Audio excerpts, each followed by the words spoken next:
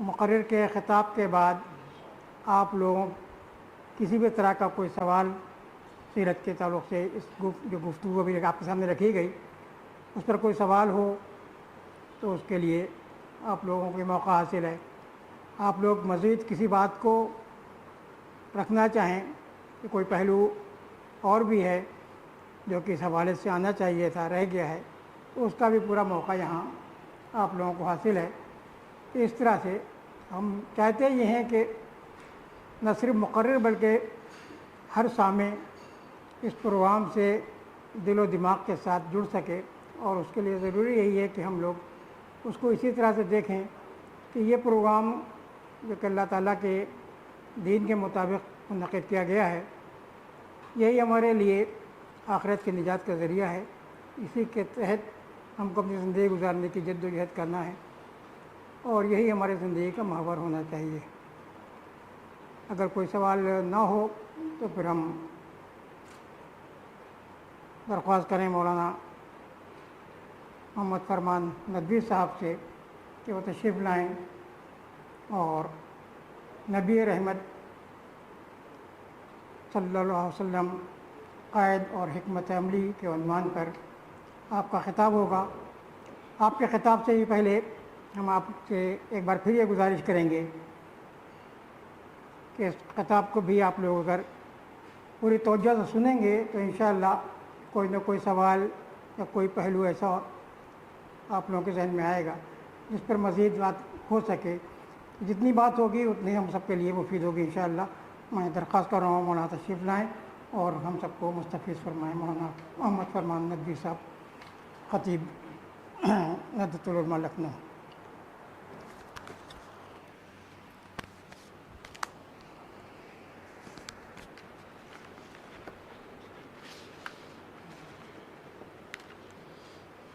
الحمد لله رب العالمين والصلاة والسلام على سيد الأنبياء والمرسلين محمد وعلى آله وأصحابه وأزواجه وذرياته وأهل بيته ومن تبعهم بإحسان إلى يوم الدين، أما بعد۔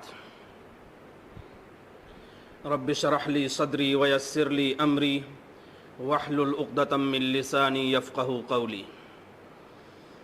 جناب صدر اجلاس حضرت مولانا خالد رشید فرنگی محلی صاحب اور اسٹیج پر تشریف فرما علماء اور دانشوران اور اس مجلس کے معزز شرکاء، سب سے پہلے ہم مبارکباد دیتے ہیں تکریم انسانیت فاؤنڈیشن کے سیکریٹری جناب محمد خالد صاحب کو کہ انہوں نے سیرت ورکشاپ کے عنوان سے ایک اہم پروگرام منعقد کیا جس میں ہم کو سیرت اور اس کے متعلقہ موضوعات پر غور و خوض کرنے کی دعوت دی گئی، اور الحمدللہ ہم اس کے لیے موجود ہیں۔ اس پروگرام کی ایک پہلی کڑی قرآن کریم کی عصری معنویت کے نام سے اسی جگہ اس سے پہلے منعقد ہو چکی ہے، اور یہ دوسری کڑی ہے جو سیرت کے حوالے سے ہے۔ گویا قرآن اور سنت دونوں کو انسانی زندگی کے لیے ایسا آسان بنا دیا جائے کہ ان دونوں پر عمل کرنا آسان ہو۔ اور صحیح ہے کہ جناب محمد رسول اللہ صلی اللہ علیہ وسلم نے فرمایا ترکت فیکم امرین لن تضلوا ما ان تمسکتم بہما کتاب اللہ و سنتی۔ لوگوں تشریف لائیے، جناب مولانا جناب اور سید وسیم اختر صاحب کا استقبال ہے۔ تشریف ادھر تشریف نہیں تشریف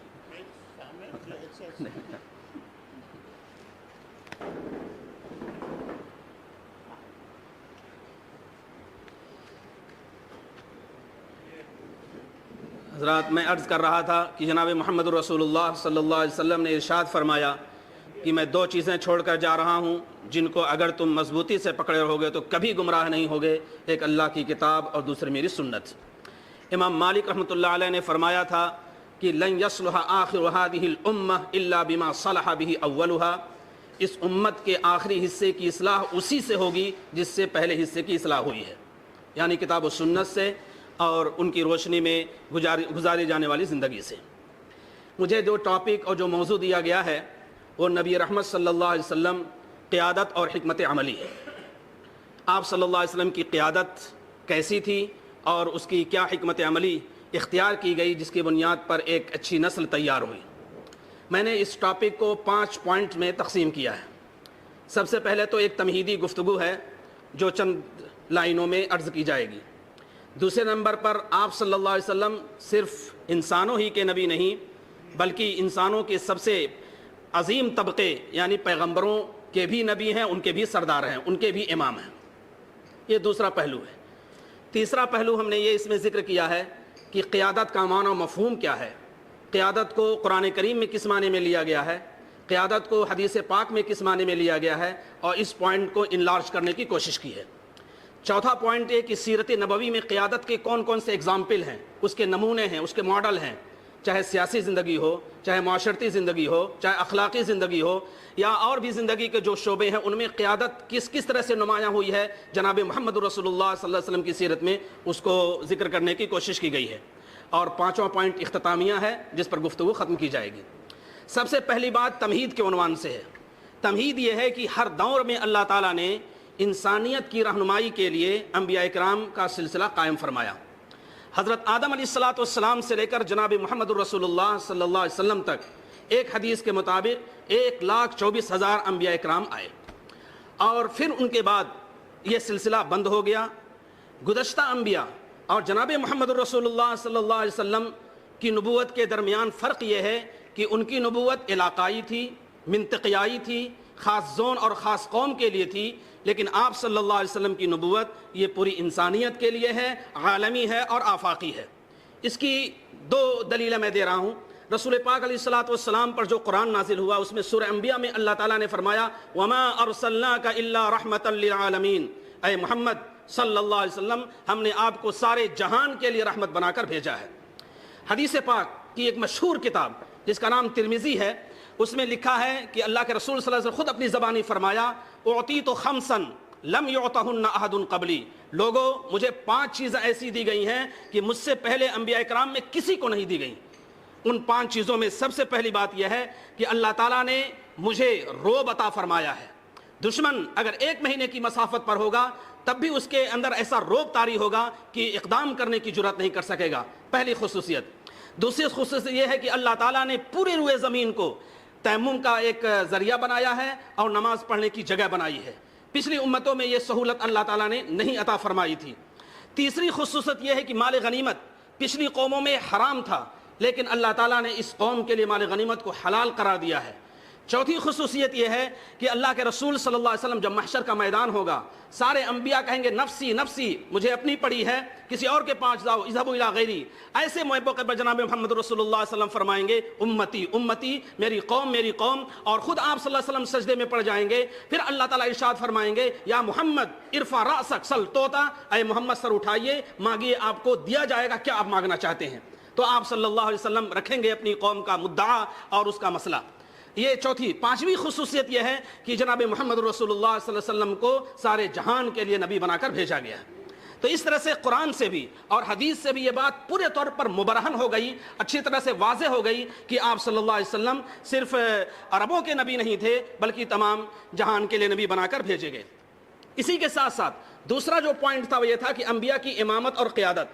آپ صلی اللہ علیہ وسلم تمام انبیاء کے امام اور سردار ہیں۔ عام طور پر ہمارے ذہنوں میں یہ بات ہے کہ اللہ تعالیٰ نے اس دنیا کو پیدا کرنے سے پہلے عالم ارواح میں ایک عہد لیا تھا، اور اس کو ہم عہد الست کہتے ہیں، اور یہ کہا تھا کیا میں تمہارا رب نہیں ہوں؟ ساری روحوں نے کہا تھا کہ ہاں ہاں آپ ہمارے رب ہیں۔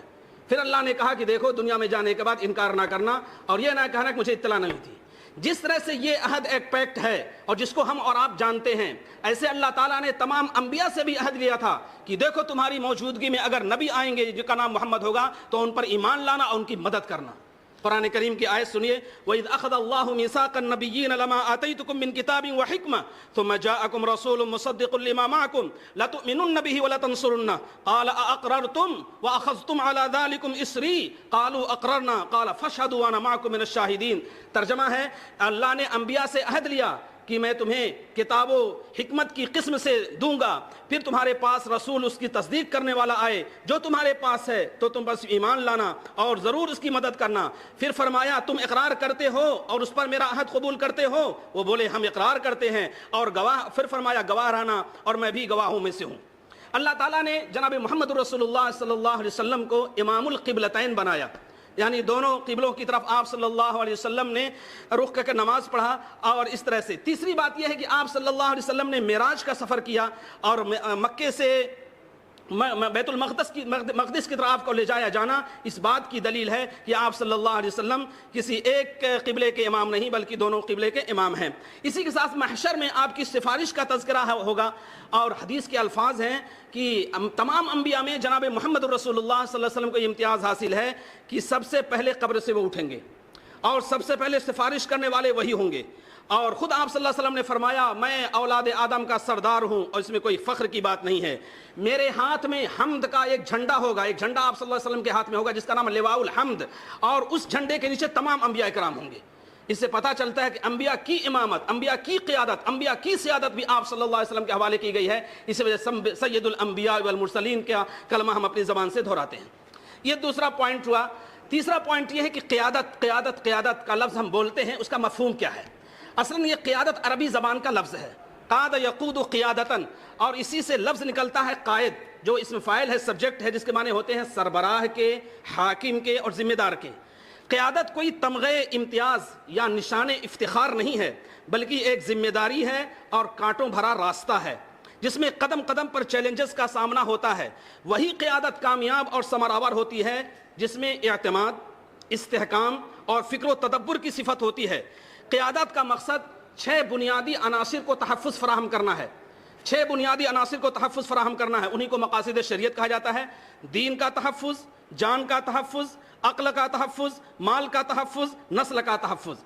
اور اس کو خلاصے کے طور پر کہا جائے تو انسانیت کی رہنمائی اور اس کے مسائل کے حل کرنے کا نام قیادت ہے۔ معاشرے کے ایک ایک فرد کو انصاف دلانا اور محبت و ہمدردی سے ایک لڑی میں پرونا، اس کا نام قیادت ہے۔ مساوات قائم کرنا، اس کا نام قیادت ہے۔ حلم اور برداشت کے ساتھ قومی اتحاد کے ذریعے سیسا پلائی ہوئی دیوار بننا، اس کا نام قیادت ہے۔ اور قیادت میں اخلاق حسنہ کی ضرورت پڑتی ہے، خدمت خلق کی ضرورت پڑتی ہے۔ عربی کا ایک شاعر ہے جس کا شعر دیوان حماسہ میں موجود ہے، وہ کہتا ہے اذا اشیت یوما ان تسود عشیرتا فبالحلم السد لا بالتسرع والشتم۔ اس کا مطلب یہ ہے کہ جب تم کسی قبیلے کی قیادت کرو تو حلم اور بردباری سے قیادت کرو، عجلت بازی اور گالی گلوچ سے دور رہو۔ یہ قیادت کا معنی و مفہوم ہوا۔ اب قیادت قرآن پاک میں کیا ہے اس کے متعلق سنیے۔ اللہ رب العزت اس کائنات کے خالق و مالک ہیں اور وہی حقیقی بادشاہ اور حاکم ہیں۔ قرآن کریم کے متعدد آیات اس پر گواہ ہیں۔ بطور نمونہ 2 آیتیں پیش کی جاتی ہیں۔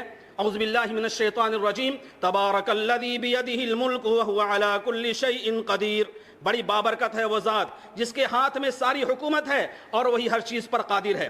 دوسری آیت ہے، اللہ تعالیٰ فرماتا قل اللہم مالک الملک تؤتی الملک من تشاء وتعز من تشاء وتذل من تشاء بیدک الخیر انک علی کل شیء قدیر۔ آپ کہہ دیجئے اے سارے ملکوں کے مالک، تو جسے چاہے حکومت دے دے اور جسے چاہے حکومت چھین لے، جسے چاہے عزت دے اور جسے چاہے ذلت دے، تیرے ہی ہاتھ میں بھلائی ہے اور بے شک تو ہر چیز پر قادر ہے۔ اللہ رب العزت نے اپنی مالکیت اور حاکمیت کا تذکرہ کرنے کے بعد انسان کے لیے اس وصف کا تذکرہ فرمایا کہ اس کو اللہ تعالیٰ نے اپنا خلیفہ بنایا ہے اور اس کو خلافت الارضی کا منصب حوالے کیا ہے۔ شاہ ولی اللہ محدث دہلوی رحمۃ اللہ علیہ نے ازالۃ الخفا عن خلافت الخلفاء، ان کی بڑی اتھینٹک بک ہے، اس میں انہوں نے خلافت کے 2 معنی ذکر کیے ہیں، ایک خلافت ظاہرہ اور ایک خلافت باطنہ۔ ظاہرہ کا مطلب یہ ہوا کہ عدل و انصاف کو قائم کرنا، مساوات کو قائم کرنا اور لوگوں کے درمیان امن اور محبت کو عام کرنا، یہ ظاہری خلافت ہے جس کو شاہ صاحب نے بیان کیا ہے۔ اور اس کو قرآن کریم کی آیت میں ہم اس طرح سے کہہ سکتے ہیں، یا ایھا الذین آمنوا کونوا قوامین للہ شہداء بالقسط ولا یجرمنکم شنآن قوم علی الا تعدلوا اعدلوا هو اقرب للتقوى واتقوا اللہ ان اللہ خبیر بما تعملون۔ اے ایمان والو اللہ کے لیے پورے پابندی کرنے والے اور عدل کے ساتھ شہادت دینے والے رہو.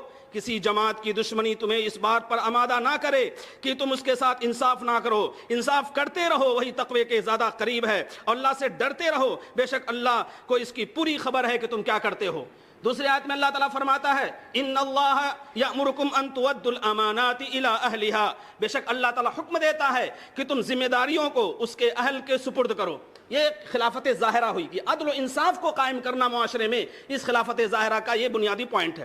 خلافت باطنہ کیا ہے؟ اللہ تعالیٰ قرآن کریم میں فرماتا ہے یا ایھا الناس اعبدوا ربکم الذی خلقکم والذین من قبلکم لعلکم تتقون, اے لوگو عبادت کرو اپنے رب کی جس نے تم کو پیدا کیا اور ان کو بھی جو تم سے پہلے گزر چکے ہیں تاکہ تم پرہیزگار بن جاؤ. سورہ حج میں اللہ تعالیٰ نے اسی مفہوم کو اور وسعت کے ساتھ بیان فرمایا ہے یا ایھا الذین آمنوا ارکعوا واسجدوا واعبدوا ربکم وافعلوا الخیر لعلکم تفلحون, اے ایمان والو رکوع کرو اور سجدہ کرو اور اپنے پروردگار کی عبادت کرو اور رفاہی کاموں کو کیا کرو یہ تاکہ اور نیکی کرتے رہو تاکہ تم فلاح پا جاؤ. ان دونوں قسموں کا خلاصہ قرآن کریم کی زبانی میں یہ ہے یا ایھا الذین آمنوا اطیعوا اللہ ورسولہ واطیعوا اللہ واطیعوا الرسول اولی الامر منکم فإن تنازعتم فی شیء فردوه الی اللہ والرسول ان کنتم تؤمنون باللہ والیوم الآخر ذلک خیر واحسن تأویلا. اے ایمان والو اللہ کی اطاعت کرو اور رسول کی اطاعت کرو اور اپنے میں سے اہل اختیار کی, اور اگر تم میں باہم اختلاف ہو جائے کسی چیز میں تو اس کو تم اللہ اس کے رسول کی طرف لوٹا دیا کرو. اگر تم اللہ اور روز آخرت پر ایمان رکھتے ہو یہی بہتر ہے اور انجام کے لحاظ سے اچھا ہے. قرآن کریم میں خلافت کا یہ پورا مفہوم اور اس کی تفصیل ذکر کی گئی. آئیے حدیث پاک میں دیکھتے ہیں قیادت کو کس مفہوم میں لیا گیا ہے. رسول پاک علیہ الصلوۃ والسلام نے اپنی احادیث میں قیادت اور اس کے شرائط کی طرف بہت تفصیل سے اشارہ کیا ہے.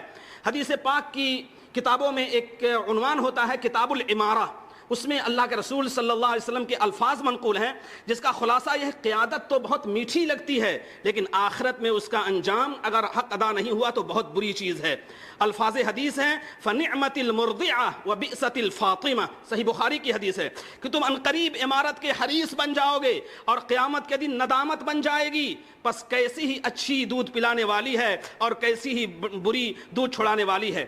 حدیث کی دوسری اہم کتاب صحیح مسلم, یہ بخاری کی حدیث تھی, مسلم میں آیا ہے اللہ کے رسول صلی اللہ علیہ وسلم نے حضرت ابو ذر رضی اللہ تعالیٰ عنہ سے فرمایا یا ابا ذر انک ضعیف وانها امانۃ وانها یوم القیامۃ خزی وندامہ الا من اخذها بحقها وادى الذی علیہ فیها. اے ابو ذر تم کمزور ہو اور یہ امانت یعنی یہ قیادت ہے, ایک امانت ہے, اور قیامت کے دن رسوائی اور ندامت ہے سوائے اس کے جو اس کے حق سے لے اور اس کے حقوق ادا کرے. یہ وہ تفصیلات ہیں جو حدیث میں ملتی ہیں, مزید اور بھی تفصیلات ہیں. آئیے سیرت طیبہ اور قیادت, رسول پاک علیہ الصلوۃ والسلام کی سیرت میں قیادت کو کس مفہوم میں لیا گیا ہے. قرآن کریم اور حدیث کی ان تفصیلات سے اندازہ ہوا کہ قیادت صرف حکومت کرنے یا آرام سے زندگی بسر کرنے کا نام نہیں بلکہ مسلسل جد و جہد, مشقت, قربانی, صبر اور مشکلات برداشت کرتے ہوئے لوگوں کی رہنمائی کرنے کا نام ہے. وہ دوہری ذمہ داری کا نام ہے. اور چونکہ ہمارا یقین ہے اور قرآن کریم کی آیت گواہ ہے کہ رسول پاک علیہ الصلوۃ والسلام کی زندگی ہمارے لیے اسوہ ہے, نمونہ ہے, اور اس کی دلیل وہ آیت ہے جس میں فرمایا گیا لقد کان لکم فی رسول اللہ اسوۃ حسنہ, آپ کے لیے یا تمہارے لیے رسول پاک علیہ الصلوۃ والسلام کی زندگی میں بہترین نمونہ ہے. اس لیے آپ صلی اللہ علیہ وسلم کی قیادت بھی حکیمانہ تھی اور دانشمندانہ تھی. خواہ نبوت سے پہلے کا معاملہ ہو یا نبوت کے بعد کا معاملہ ہو, ہر ماحول میں جناب محمد رسول اللہ صلی اللہ علیہ وسلم نے مسائل کا جو تصفیہ کیا ہے بڑے غور و خوض کے بعد کیا ہے اور معاشرے میں امن و امان کی فضا قائم کی ہے. اور اس میں بنیادی بات وہی ہے فبما رحمت من اللہ لنت لهم ولو كنت فظا غلیظ القلب لانفضوا من حولک. قیادت کے لیے بنیادی بات یہ ہوتی ہے کہ قوم کے شعور کو بیدار کیا جائے, اس کے اندر احساس ذمہ داری پیدا ہو جائے. رسول پاک علیہ الصلوۃ والسلام نے جو نسل تیار کی اس کا شعور اتنا بیدار تھا, پہلے وہی قوم صرف اپنے قبیلے, صرف اپنی جماعت, صرف اپنے حسب نسب کے لیے لڑتی تھی, لیکن وہی قوم جب ایمان لے آئی اور رسول پاک علیہ الصلوۃ والسلام کا کلمہ اس نے پڑھا تو اب دین کے لیے, ایمان کے لیے, قرآن کے لیے لڑنے لگی. اور ایک موقع پر آپ صلی اللہ علیہ وسلم نے ایک پرانا جملہ, پرانا سینٹنس جو زمانے جاہلیت میں دہرایا جاتا تھا, انصر اخاک ظالما او مظلوما, اپنے بھائی کی مدد کرو چاہے ظالم ہو یا مظلوم ہو, اپنے بھائی کی مدد کرنا اپنا قبیلہ دیکھنا ہے. صحابہ کرام کا شعور بیدار ہو چکا تھا. فوراً آپ صلی اللہ علیہ وسلم سے درخواست کی انہوں نے, اللہ کے رسول یہ تو زمانہ جاہلیت کا مفہوم تھا, اس کا کنسپٹ تھا, یہاں اسلام میں اس کا کیا ہے؟ تو آپ صلی اللہ علیہ وسلم نے فرمایا اپنے مظلوم بھائی کی مدد تو معلوم ہے, لیکن ظالم کی مدد یہ ہے کہ اس کے ہاتھ کو روکا جائے, اس کے ہاتھ کو پکڑا جائے, اس کو ظلم نہ کرنے دیا جائے. یہ ہے شعور کی بیداری. شعور جب بیدار ہوتا ہے تو پھر قوم صحیح رخ پر جاتی ہے. دوسری مثال, ایک مرتبہ اللہ کے رسول صلی اللہ علیہ وسلم نے ایک صاحب کو امیر بنا کر ایک فوج کشی کے لیے ایک جگہ روانہ کیا. وہ کسی بات پر ناراض ہو گئے. انہوں نے کہا کہ جاؤ جنگل سے لکڑیاں لے کر آؤ. سب گئے, لکڑیاں لے کر آئے. پھر کہا کہ اس میں آگ لگاؤ. سب نے آگ لگائی. پھر کہا اس میں کود جاؤ. لوگ ٹھٹک گئے, ہم تو آگ سے بچنے کے لیے جناب محمد رسول اللہ صلی اللہ علیہ وسلم کی خدمت میں آئے ہیں, اور یہاں کہا جا رہا ہے کہ آگ میں کود جاؤ. پھر آپ صلی اللہ علیہ وسلم کے پاس آئے اور ذکر کیا, تو آپ صلی اللہ علیہ وسلم نے فرمایا کہ بہت اچھا کیا کہ آگ میں نہیں کودے. امیر کی اطاعت نافرمانی کرنے والی چیزوں میں, اللہ کی معصیت میں نہیں ہے, ان چیزوں میں ہے جو جائز چیزیں ہیں, اور جو چیزیں ایسی ہیں جس میں اللہ تعالیٰ کے حکم کی سرتابی کی جائے اس میں امیر کی اطاعت نہیں ہے.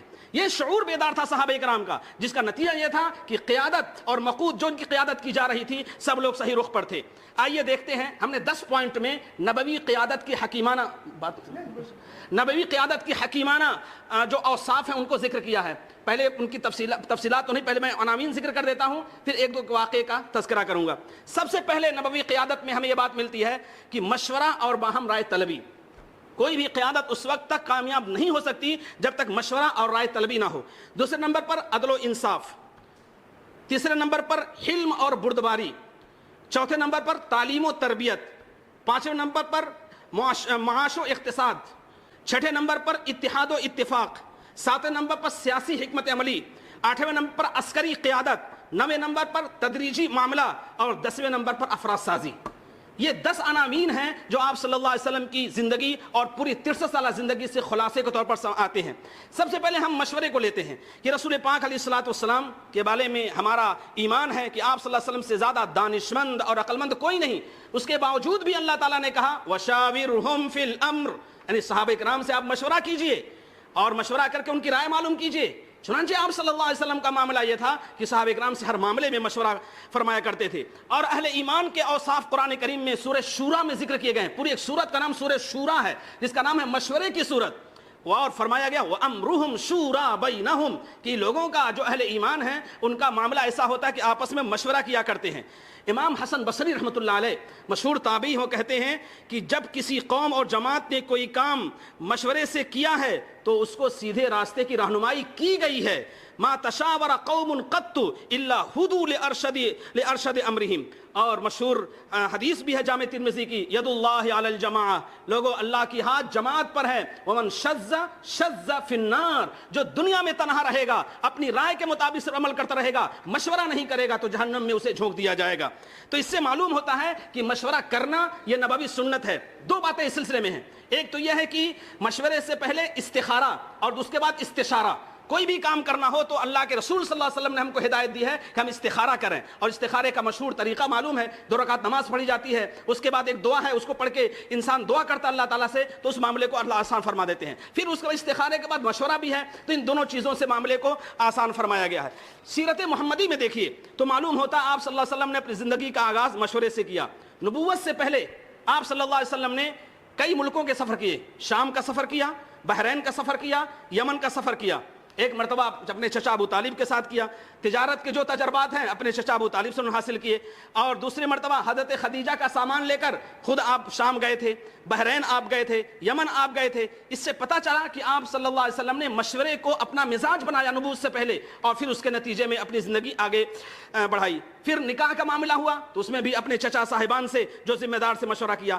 نبوت سے پہلے آپ صلی اللہ علیہ وسلم نے جو کام کیے اس میں مشورے کو بہت بنیادی اہمیت دی. اور نبوت کے بعد کا معاملہ دیکھیے تو دار ارقم ابن ارقم کے نام سے ایک گھر تھا, ایک سینٹر تھا, جس میں صحابہ کرام جمع ہوتے تھے اور اس میں دعوتی امور سے متعلق مشورہ کیا کرتے تھے. حضرت عمر رضی اللہ تعالیٰ جب آئے تو اس وقت حضرت حمزہ پہلے سے موجود تھے وہاں. گویا کہ مشاورتی میٹنگ چل رہی تھی اور وہاں لوگ تربیت کے لیے اور آپ صلی اللہ علیہ وسلم سے استفادے کے لیے موجود تھے. مدنی دور میں دیکھیے آپ صلی اللہ علیہ وسلم مدینہ پہنچے تو آپ صلی اللہ علیہ وسلم نے مشورہ کیا. سب سے پہلے مسجد بنائی, اپنا گھر نہیں بنایا اور بھی کوئی چیز نہیں تعمیر کی, مسجد بنائی. اسی کے ساتھ ساتھ بدر کی لڑائی ہے تو آپ صلی اللہ علیہ وسلم نے اس میں سب سے پہلے مشورہ کیا. اور ایک صحابی ہیں حباب بن منذر, ان کا مشورہ تھا کہ اللہ کے رسول یہ جگہ جنگی لحاظ سے مناسب نہیں، اس جگہ ہمیں ٹھہرنا چاہیے۔ آپ صلی اللہ علیہ وسلم کے مشورے کو قبول کیا اور وہاں تشریف لے گئے۔ اور پھر احد کا معرکہ ہوا، اس میں بھی آپ صلی اللہ علیہ وسلم مشورہ کیا، اور خندق کا تو مشورہ مشہوری ہے۔ حضرت سلمان فارسی رضی اللہ تعالیٰ عنہ کے مشورے پر عمل کرتے ہوئے آپ صلی اللہ علیہ وسلم نے خندق کھودی اور سارے صحابہ اس میں شریک ہوئے۔ تو اس سے پتہ چلتا ہے کہ قیادت جب مشورہ کرتی ہے تو معاملہ بہت نکھر کر اور کامیابی کے ساتھ منزل تک پہنچتا ہے اور اس میں کامیابی ہوتی ہے۔ دوسرا پوائنٹ ہے عدل و انصاف۔ عدل و انصاف یہ بھی قیادت نبوی کا دوسرا پہلو ہے، اور اس میں ایک سب سے جامع آیت جس کو ہم لوگ بار بار خطبہ جمعہ میں سنتے ہیں، ان اللہ یأمر بالعدل والاحسان وایتاء ذی القربى وینہی عن الفحشاء والمنکر والبغی یعظکم لعلکم تذکرون۔ بے شک اللہ عدل کا، احسان کا، رشتہ داروں کا خیال رکھنے کا حکم دیتا ہے اور بے حیائی اور برائی اور ظلم سے روکتا ہے۔ اور حدیث پاک سنیے، صحیح مسلم کی حدیث ہے، اتقوا الظلم فإن الظلم ظلمات یوم القیامہ۔ لوگوں ظلم کرنے سے بچو، کیونکہ ظلم کرنا یہ قیامت کے دن اندھیروں کا سبب ہوگا۔ سیرت محمدی میں دیکھا جائے تو عدل و انصاف کا پہلا نمونہ حلف الفضول کی شکل میں نظر آتا ہے۔ حلف الفضول کی پس منظر میں جانے کی ضرورت نہیں، آپ کو معلوم ہے کہ ایک یمنی تاجر آیا تھا اور اس سے مکے کے ایک شخص نے سامان خریدا اور اس کو رقم نہیں دی، پھر وہ مارا مارا پھر رہا تھا، کسی نے توجہ نہیں کی، پھر آخر میں آپ صلی اللہ علیہ وسلم اور 3 آدمی جن کے نام فضل تھے، اسی وجہ سے اس کا نام حلف الفضول کہا جاتا ہے، جمع ہوئے اور انہوں نے طے کیا کہ مکے کے اندر اگر کوئی ظلم ہوگا، ناانصافی ہوگی تو اس کا ہم مقابلہ کریں گے۔ اللہ کے رسول صلی اللہ علیہ وسلم نبوت کے بعد کہا کرتے تھے کہ میں نے نبوت سے پہلے ایک معاہدے میں شرکت کی تھی، اور اگر نبوت کے بعد مجھے اس جیسے معاہدے کے لیے بلایا جائے میں فوراً حاضر ہوں اور اس میں شریک ہوں گا۔ ایک نمونہ یہ، ہجرت کے بعد آپ صلی اللہ علیہ وسلم مدینے گئے اور مدینے جا کر وہاں آپ صلی اللہ علیہ وسلم نے عدل و انصاف کے لیے میثاق مدینہ قائم کرایا۔ میثاق مدینہ پیکٹ، تمام قبائل کو جمع کیا، یہودی تھے، عیسائی تھے اور اوس و خزرج کے لوگ تھے، اور ان کو جمع کیا اور ایک معاہدہ تحریر کیا۔ اس میں بنیادی بات یہی تھی کہ ظالم کو ظلم سے روکنا ہے اور مظلوم کی مدد کرنا ہے۔ ایک تیسری مثال یہ ہے کہ بنو مخزوم کی ایک عورت تھی جس نے چوری کی تھی بڑی اہم عورت، اور لوگوں کو یہ ہوا کہ اس کے ہاتھ کاٹے جائیں گے۔ حضرت اسامہ بن زید رضی اللہ تعالیٰ عنہ کو لوگوں نے سفارشی بنایا کہ آپ صلی اللہ علیہ وسلم کے آپ خادم ہیں، قریبی ہیں، ذرا سفارش کر دیجئے کہ آپ صلی اللہ علیہ وسلم اس چوری کی سزا کو معاف کر دیں۔ عدل و انصاف کا اعلیٰ نمونہ آپ صلی اللہ علیہ وسلم نے قائم فرمایا، کہا کہ محمد کی بیٹی فاطمہ بھی اگر چوری کرتی تو اس کے بھی ہاتھ کاٹے جاتے، اس کو بھی نہ چھوڑا جاتا۔ یہ ہے انصاف، زمانے سے یارہ بھی مٹا جاتا، دنیا کو عمر جیسے عادل کی ضرورت ہے۔ حلم اور بردباری، ایک صفت حلم اور بردباری، برداشت کرنا۔ آپ صلی اللہ علیہ وسلم کی قیادت کی ایک نمایاں صفت ہے حلم اور بردباری۔ قرآن کریم میں واضح طور پر آیا ہے، اعوذ باللہ من الشیطان الرجیم، خذ العفو وامر بالعرف واعرض عن الجاہلین، اور آیا ہے ادفع باللتی ہی احسن، اور ایک جگہ آیا ہے ولمن صبر وغفر ان ذلک من عزم الامور۔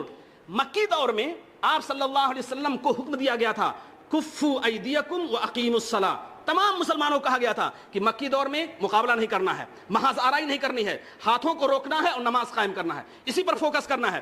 اور ایک موقع پر تو آپ صلی اللہ علیہ وسلم نے حضرت یاسر رضی اللہ تعالیٰ عنہ جن کی اہلیہ کو شہید کر دیا گیا تھا، حضرت سمیہ، اور ان کے صاحبزادے بھی تھے حضرت عمار، ایسے موقع پر آپ صلی اللہ علیہ وسلم نے فرمایا صبرن یا آل یاسر، صبرن یا آل یاسر فإن موعدکم الجنہ، اے خاندان یاسر صبر کرو، تمہارا ٹھکانہ جنت ہے۔ اس طرح سے آپ صلی اللہ علیہ وسلم نے تسلی دی۔ لیکن مدنی دور میں دیکھیے تو آپ صلی اللہ علیہ وسلم نے حلم اور بردباری کے بھی نمونے پیش کیے جہاں طاقت و قوت آپ کو حاصل تھی۔ ایک موقع پر ایسا ہوا کہ نو مسلمان تھے، نئے اسلام قبول کرنے والے تھے، ان کی تالیف قلب کے لیے، یعنی ان کے دلوں کو جوڑنے کے لیے رسول پاک علیہ الصلوۃ والسلام نے ان کو مال غنیمت سے زیادہ دیا، یعنی 100 اونٹ دیے، اقرا بن حابس کو دیا، حسین عیینہ ابن حصن کو دیا اور دیگر افراد کو دیا۔ ایک دیہاتی آیا اور اس نے کہا یا محمد اعدل فإنک لم تعدل، محمد انصاف کیجئے، آپ انصاف نہیں کرتے ہیں۔ اللہ کے رسول صلی اللہ علیہ وسلم نے ایسے موقع پر حلم اور بردباری کا دامن ہاتھ سے نہیں چھوڑا، نہیں جانے دیا، اور کہا تمہارا بھلا ہو، اگر میں انصاف نہیں کروں گا تو کون انصاف کرے گا۔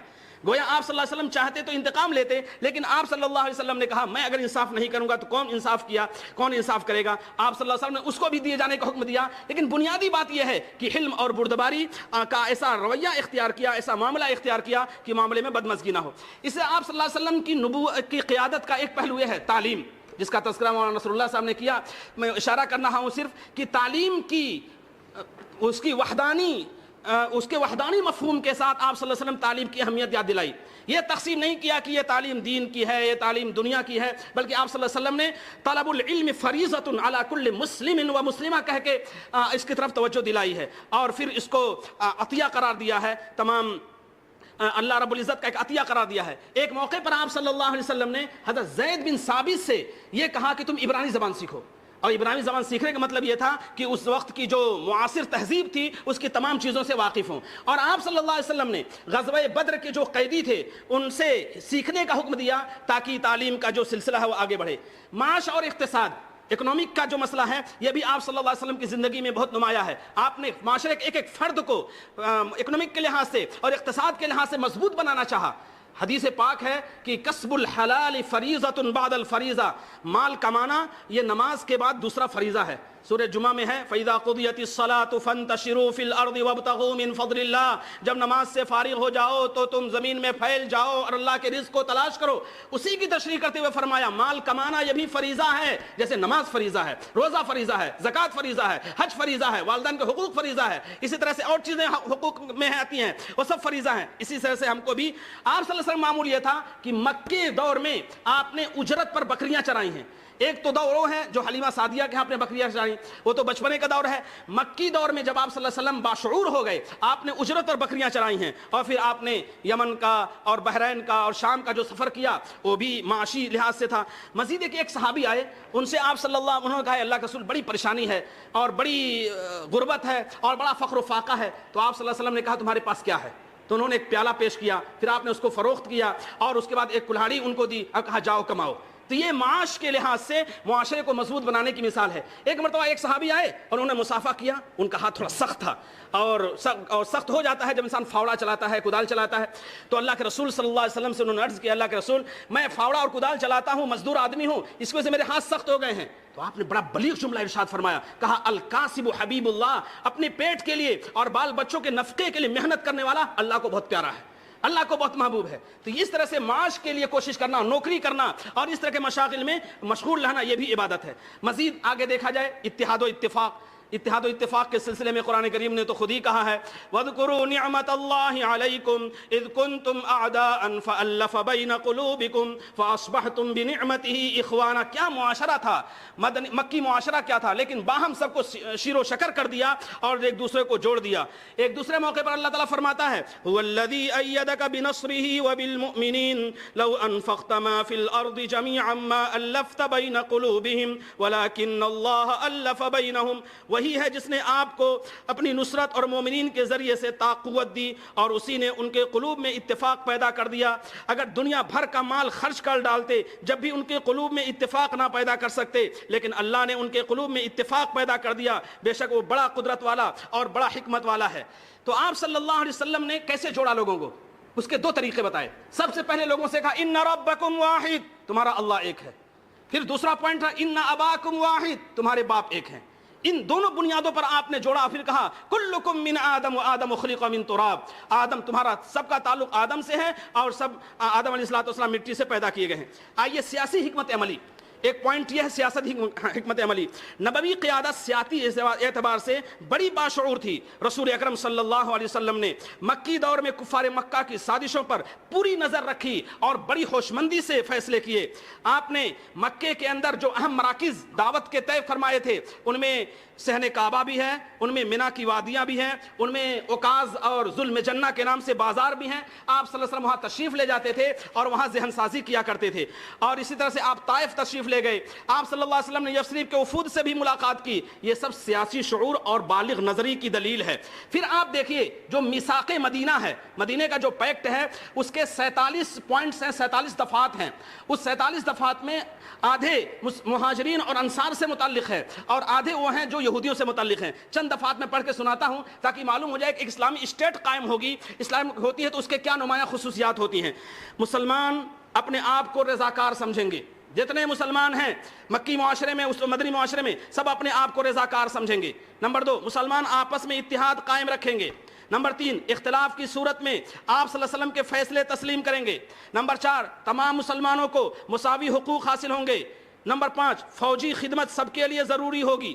فوجی خدمت سب کے لیے ضروری ہوگی۔ پھر یہودیوں کے لیے جو دفعات تھیں وہ یہ تھیں، مدینے میں رہتے ہوئے یہودیوں کو مذہبی آزادی ہوگی، مدینے کا دفاع ہر یہودی کی ذمہ داری ہے، بیرونی حملے کے وقت مسلمانوں کے ساتھ متحد ہو کر مدینے کے دفاع میں حصہ لیں گے، ہر قاتل سزا کا مستحق ہوگا۔ اس طرح سے اللہ کے رسول صلی اللہ علیہ وسلم نے 47 دفعات میں لوگوں کے سامنے ان حقیقتوں کو واضح کیا۔ آپ کو معلوم ہے کہ مدینے کے آس پاس جو یہودی تھے ان کے قبائل تھے، ایک بنو قریظہ ہے، ایک بنو نذیر ہے، ایک بنو قینقاع ہے۔ ان کے ساتھ آپ صلی اللہ علیہ وسلم نے معاہدہ فرمایا۔ 12 ایسا ہوا کہ بیمار کی عیادت کرنے گئے اور آپ صلی اللہ علیہ وسلم نے ہدیے ان کو دیے۔ اس سے پتہ چلتا ہے کہ سیاسی لحاظ سے انسان جب اس طرح کی صورتحال اختیار کرتا ہے تو لوگوں کے دلوں کو کھینچ لیتا ہے اور ان کے اندر گھر کر جاتا ہے۔ یہی وجہ ہے کہ صلح حدیبیہ میں جبکہ بہت دب کے صلح کی جا رہی تھی اور آپ صلی اللہ علیہ وسلم نے سیاسی بصیرت کے لیے ان تمام شرطوں کو قبول کیا جو ایک عام انسان قبول نہیں کر سکتا، لیکن جیسے ہی آپ صلی اللہ علیہ وسلم وہاں سے نکلے اللہ تعالیٰ نے پوری ایک سورت نازل فرمائی اور سورہ فتح تھی۔ اللہ تعالیٰ فرماتا ہے انا فتحنا لک فتحا مبینا، اے محمد ہم نے آپ کو بگیسٹ وکٹری یعنی بڑی زبردست فتح عطا فرمائی ہے۔ اس سے پتہ چلتا ہے کہ انسان سیاسی بصیرت کے لحاظ سے جب بہت زیادہ بڑے مرتبے پر ہوتا ہے تو جو فیصلے کرتا ہے وہ بہت زیادہ اہمیت کا حامل ہوتا ہے۔ سمامہ ابن وصال ایک اپنے نجد کے قبیلے یا بنو حنیفہ کے قبیلے کے ذمہ دار تھے۔ انہوں نے اسلام قبول کیا تو انہوں نے اپنے ہاں سے غلہ آنا روک دیا، غلہ جو آتا تھا مکہ مکہ روک دیا۔ اللہ کے رسول صلی اللہ علیہ وسلم نے سخت ناپسندیدہ اظہار فرمایا اور کہا نہیں، جیسے غلہ جاتا تھا ویسے جایا کرے تاکہ جو انسانیت کے حوالے سے حقوق ہیں اس کو ادا کیے جاتے رہیں۔ مکے میں قحط پڑا زبردست تو آپ صلی اللہ علیہ وسلم نے کئی 100 درہم بھیجے تاکہ وہاں کے لوگوں کی مدد کی جا سکے۔ اسی کے ساتھ سیاسی بصیرت کا اندازہ اس سے بھی لگائیے کہ آپ مدینے میں ہیں اور مدینے میں رہتے ہوئے آپ صلی اللہ علیہ وسلم نے اطراف کے جتنے بھی بادشاہ ہیں، حکمراں ہیں، عمراء ہیں، ان کو خطوط لکھے ہیں اور یہ خطوط لکھنا اس بات کی علامت ہے کہ ان کو بھی قریب کیا جائے، ان کو انسانیت کا پیغام ان کو یاد دلایا جائے۔ تبوک کا علاقہ مدینہ سے تقریباً 600 کلومیٹر دوری کے فاصلے پر ہے، تو ایسے موقع پر جناب محمد رسول اللہ صلی اللہ علیہ وسلم نے سنا کہ وہاں کچھ لوگ ایسے ہیں جو اسلام کے خلاف بھی شدوانیاں کر رہے ہیں، سازشیں کر رہے ہیں۔ اللہ کے رسول صلی اللہ علیہ وسلم نے اس طرف بھی توجہ کی اور صحابہ کرام کا ایک بڑا مجمع وہاں گیا اور اس سے دشمنوں پر دھاک بیٹھ گئی۔ تو یہ سیاسی بصیرت تھی آپ صلی اللہ علیہ وسلم کی جس کی طرف آپ نے توجہ فرمائی۔ ایک 8واں پوائنٹ ہے عسکری قیادت یعنی فوجی قیادت۔ اللہ تعالیٰ نے قرآن کریم میں فرمایا ہے وَأَعِدُّوا لَهُم مَّا اسْتَطَعْتُم مِّن قُوَّةٍ، لوگو اللہ تعالیٰ نے جو تمہیں طاقت و قوت دی ہے اس کے لحاظ سے اپنے آپ کو تیار کرو اور گھوڑوں کو باندھ کے بھی اس کے ذریعے سے تم اللہ کے دشمنوں کو اور اپنے دشمنوں کو مرعوب کر سکو۔ تو آپ صلی اللہ علیہ وسلم نے اس طرف بھی توجہ فرمائی اور اس وقت کے جو ذرائع تھے اس طرف بھی توجہ ہوئی۔ جنگ احد میں جبل الرمات کا مطلب یہ ہے کہ ایک پہاڑ کا حصہ تھا، وہاں آپ صلی اللہ علیہ وسلم نے 50 آدمیوں کو تعینات فرمایا تھا۔ دیکھو کچھ بھی ہو جائے یہاں سے ہٹنا نہیں، یہ عسکری قیادت کی علامت ہے کہ آپ صلی اللہ علیہ وسلم اس طرف توجہ فرمائی۔ اور آگے دیکھیے تو سن 2 ہجری سے سن 9 ہجری تک 2 میں غزوہ بدر پیش آیا اور 9 میں تبوک پیش آیا۔ اس پیریڈ میں بہت سی جنگیں ہوئیں لیکن ان تمام جنگوں میں عسکری قیادت ایسی تھی کہ بیجا کسی کا جان نہیں لیا، کسی عورت پر تلوار نہیں اٹھائی، کسی بچے کو نہیں مارا، کھیتیوں کو نہیں تباہ برباد کیا۔ اور جو کاؤنٹ کرنے والے لوگ ہیں انہوں نے کاؤنٹ کیا ہے کہ 1062 کی طرف سے دونوں طرف سے افراد قتل کیے گئے۔ آج کل کی جنگیں ہوتی ہیں، ایک جنگ میں لاکھ لوگ مارے جاتے ہیں اور انسانیت کا قتل و خون ہوتا ہے، لیکن 1062 سے زیادہ وہ تعداد نہیں پہنچتی ہے، چاہے مسلمانوں کی طرف سے ہوں یا چاہے غیر مسلموں کی طرف سے ہوں۔ ایک آخری بات جو 9ویں اور 10ویں پوائنٹ کے طور پر ہے وہ یہ ہے کہ تدریج، قیادت کو چاہیے کہ ہر چیز میں تدریج کا مرحلہ اختیار کرے، مرحلہ وار ہر کام کو کرے۔ اور اس سلسلے میں قرآن کریم میں جو شراب کی حرمت کی آیتیں نازل ہوئیں اس میں اس طرف اشارہ فرمایا گیا۔ سب سے پہلے جو آیت نازل ہوئی شراب کی حرمت کے سلسلے میں، یسألونک عن الخمر والمیسر، لوگ آپ سے شراب اور جوئے کے بارے میں پوچھتے ہیں، آپ کہہ دیجئے کہ بہت گناہ ہے اور لوگوں کے لیے اس میں نفع بھی ہے۔ پہلی بات گناہ ہے لیکن نفع بھی ہے، اور پھر فرمایا گیا جو گناہ کا پہلو ہے یہ نفع سے زیادہ ہے۔ دوسری آیت اللہ تعالیٰ نے سورہ نساء میں نازل فرمائی اور وہ یہ تھی یا ایھا الذین آمنوا لا تقربوا الصلاۃ وانتم سکارى۔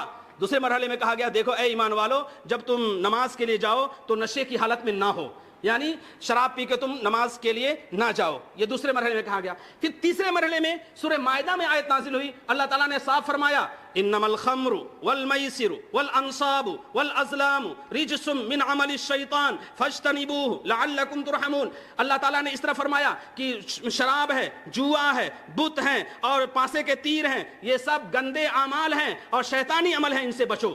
تاکہ تم کامیاب ہو جاؤ. اس طرح کی چیزیں ہیں جو جناب محمد رسول اللہ صلی اللہ علیہ وسلم کی سیرت میں ملتی ہیں. قیادت کے لیے ضروری ہے کہ ایک بارگی کوئی آرڈر نہ دے, ایک بارگی کوئی حکم نہ دے. اگر حکم دینا ہے تو تدریج کا مرحلہ اختیار کرے, اس سے اس کی بات مؤثر ہوگی. اور آخری بات یہ ہے افراد سازی. رسول پاک علیہ الصلوۃ والسلام نے افراد تیار کیا, جنریشن تیار کی. ایک طرف ابو ہریرہ ہیں جو 5000 حدیثوں کو روایت کرنے والے ہیں, صرف 4 سال کا وقت ملا ان کو. 7 ہجری, 8 ہجری, 9 ہجری, 10 ہجری, صرف 4 سال کے اندر انہوں نے 5000 حدیثیں روایت کی ہیں. یہ اسپیشلسٹ تھے, حدیث کی روایت کرنے والے تھے, اور یہ امت کے بہت بڑے محسن ہیں. دوسری طرف دیکھیے حضرت عبداللہ ابن عباس رضی اللہ عنہ ہیں, وہ ترجمان القرآن اور مفسر قرآن ہیں. اللہ کے رسول صلی اللہ علیہ وسلم ان کو دعا دی تھی اور کہا تھا اللہم فقہہ فی الدین وعلمہ التاویل, اے اللہ انہیں قرآن کا علم عطا فرما دے. تو یہ آپ صلی اللہ علیہ وسلم کے لیے تھا. آپ صلی اللہ علیہ وسلم نے ان کو دعا دی تھی. قرأت کے معاملے میں دیکھیے حضرت ابی ابن کعب ہیں, مشہور قاری ہیں, پڑھتے ہیں تو جھوم جاتے ہیں لوگ. ایک مرتبہ اللہ کے رسول صلی اللہ علیہ وسلم نے فرمایا کہ ابی ذرا اپنی قرأت سناؤ, اپنی قرأت. اللہ نے مجھے حکم دیا ہے کہ میں تمہاری قرأت سنوں, اللہ نے مجھے حکم دیا میں تمہاری قرأت سنوں. کانپ گئے ابی, چیخ نکل گئی, اب اسمانی ربی, میرے رب نے میری قرأت کو پسند کیا ہے, میرے لیے شرف کی بات ہے, میرے لیے عزت کی بات ہے. تو قرآن سے تعلق ہو جانا, قرآن سے نسبت کا ہو جانا اور تکریم انسانیت فاؤنڈیشن کے حوالے سے ہو جائے تو بہت بڑے خیر کی بات ہوگی. اس وجہ سے حضرت ابی بن کعب کا امتیاز ہے. قضاء اور عدل کے سلسلے میں حضرت علی رضی اللہ عنہ کا جو کردار ہے, اقضاہم علی, سب سے زیادہ بہترین فیصلہ کرنے والے حضرت علی تھے. حلال و حرام کو جو جاننے والے تھے وہ حضرت معاذ بن جبل رضی اللہ عنہ ہیں. بہت دقیق مسائل کو وہ چٹکیوں میں حل فرما دیا کرتے تھے. اسی طرح سے لشکری جو قیادت تھی, جو فوجی قیادت تھی, اس میں حضرت خالد بن ولید رضی اللہ عنہ نے ان کو سیف من سیوف اللہ کا خطاب دیا, اللہ کے تلواروں میں سے ایک تلوار ہیں. ابو عبیدہ بن الجراح ہیں. شعر و شاعری کا میدان ہو تو حضرت حسان بن ثابت رضی اللہ تعالیٰ عنہ ہیں. کعب بن زہیر ہیں, وہ صحابی ہیں کعب بن زہیر. اللہ کے رسول صلی اللہ علیہ وسلم ان کے شعر سے خوش ہوئے کہ اپنی ردائے مبارک ان کو عطا فرما دی. بہت اچھی شاعری. ممبر مسجد کو اللہ کے رسول صلی اللہ علیہ وسلم نے حضرت حسان کے لیے رکھا, آؤ ممبر مسجد پہ بیٹھ کر تم شاعری کرو. شاعری کا یہ مرتبہ ہے اور شاعری کا یہ مقام ہے, لیکن شاعری وہ ہو جو انسانیت کی تعمیر کے لیے ہو, لوگوں کی بہتری کے لیے ہو. یہ تمام چیزیں ہیں جس سے آپ صلی اللہ علیہ وسلم کی وسعت کا پتہ چلتا ہے. من المؤمنین رجال صدقوا ما عاهدوا الله علیہ فمنهم من قضى نحبه ومنهم من ينتظر وما بدلوا تبدیلا. یہ تمام تفصیلات ہیں جو آپ کے سامنے ذکر کی گئیں. نبی رحمت, قیادت اور حکمت عملی کی ایک جھلک ہے جو اس وقت پیش کی گئی. رسول اکرم صلی اللہ علیہ وسلم کا ہر عمل حکیمانہ و مدبرانہ تھا. انہوں نے مکی اور مدنی دونوں ادوار میں ایسا نظام قائم کیا کہ معاشرے میں بہت جلد امن و امان قائم ہو جائے, ہر طرف محبت و جانثاری کی ہوا چلنے لگے اور لوگ ایک دوسرے سے اچھے جذبات کے ساتھ مل کر اپنے مسائل مشکلات حل کرنے میں تعاون حاصل کر سکیں. آج ضرورت ہے کہ نبوی قیادت کی روشنی میں اپنی زندگی کا نظام مرتب کیا جائے اور اس کے مطابق سارے امور طے کیے جائیں. بہت بہت شکریہ. جزاکم اللہ خیرا وآخر دعوانا ان الحمد للہ رب العالمین.